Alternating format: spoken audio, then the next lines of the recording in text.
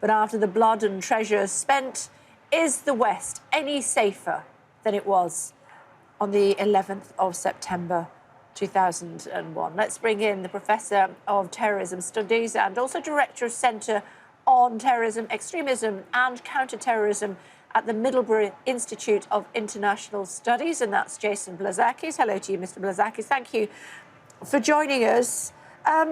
Depends who you ask as to whether or not we're safer today. What do you think? Hi, Kate. Thanks for having me on the program on this really solemn day where we all should be remembering the victims of 9/11.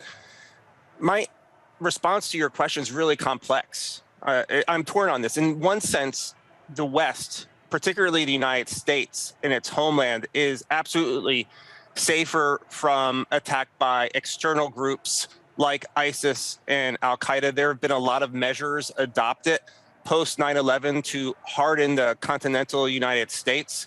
Aviation security has made drastic strides since 9/11. Of course, the 19 hijackers were able to circumvent aviation security. It wasn't strong pre 9/11 and on 9/11, obviously, and that has changed.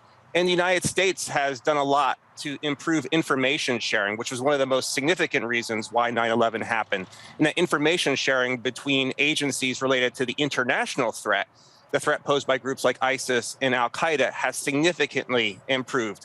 The CIA and FBI are doing a better job sharing information than they did pre 9/11 and on that day of 9/11. And that is another significant improvement. So in one sense, the U.S. homeland is safer. But in another sense, the threat posed by terrorism has metastasized.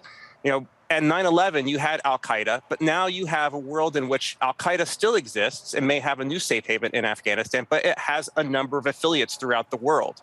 It has Al-Qaeda in the Arabian Peninsula and Yemen. It has Al-Shabaab in Somalia.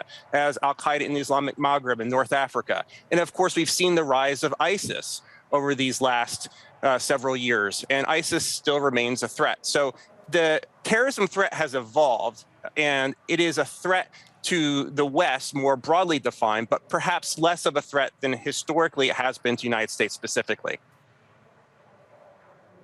You talk about communication being better amongst security personnel. It's also better amongst terrorists. It has. There have been a lot of tools that terrorists can utilize to communicate with one another.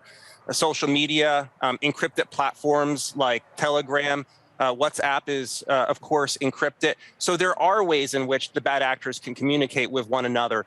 But don't underestimate the United States intelligence community and the West's capabilities more generally in terms of breaking into those platforms to steal the communications and chatter of these organizations. So in one way, it's a double-edged sword for these groups.